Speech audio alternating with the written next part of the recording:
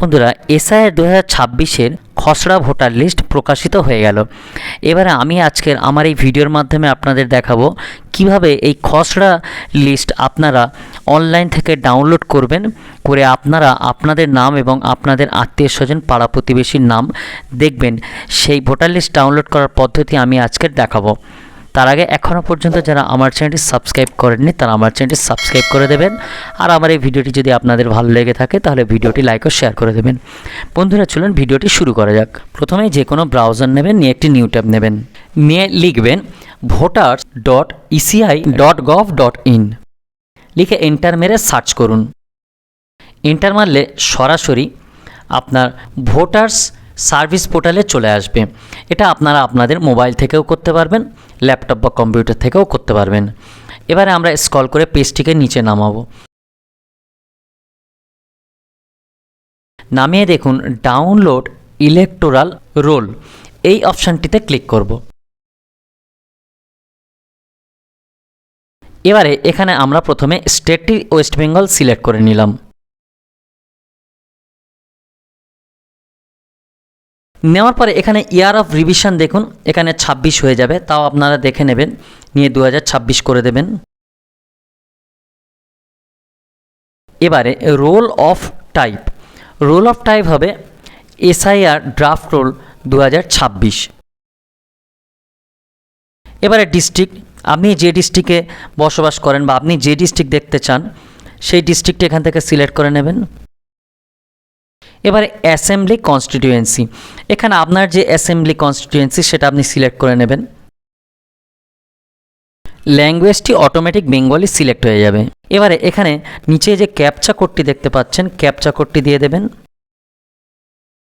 Captcha কোডটি দেওয়ার পরে এবারে আপনার পার্ট নাম্বার এবং পার্ট নেম আছে নিচে, এটা আপনাকে সিলেক্ট করতে হবে। আপনি যে পার্ট দেখতে চান সেটা সিলেক্ট করতে হবে। এটা আপনারা নেক্সট করে সার্চ করতে পারেন, বা সবচেয়ে সহজ পদ্ধতি যেটা হলো সেটা হলো উপরের এই যে সার্চ অপশানটি দেখতে পাচ্ছেন, এই সার্চ অপশানটিতে ক্লিক করবেন। করার পরে আপনার যে পার্ট নাম্বার, শুধু নাম্বারটা লিখবেন বা পার্ট নেমটাও লিখতে পারেন। তো আমি পার্ট নাম্বারটা লিখলাম, লেখার পরে পার্ট নাম্বারটি চলে এলো, আসলে সেটাকে সিলেক্ট করে ডান দিকে এই যে উপরে ডাউনলোড সিলেক্টেড পিডিএফএস এই অপশানটিতে ক্লিক করবেন।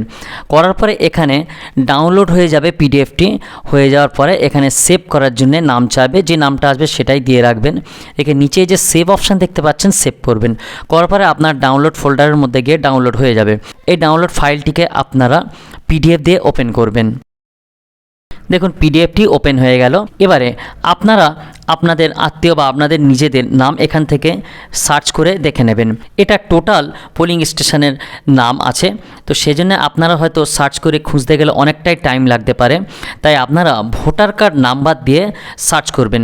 প্রথমে আপনারা ভোটার কার্ড নাম্বার দিয়ে সিরিয়াল নাম্বারটি বার করে নেবেন। নিলে তাহলে সেই সিরিয়াল নাম্বার ধরে আপনারা আপনাদের এই লিস্ট থেকে নামটা খুঁজতে সহজ হবে। এর জন্য আপনারা প্রথমেই চলে যাবেন ভোটার সার্ভিস পোর্টালের হোম পেজে, গিয়ে এখানে দেখুন search your name in voter list, এই যে অপশানটি দেখতে পাচ্ছেন এই অপশানটির উপরে ক্লিক করবেন।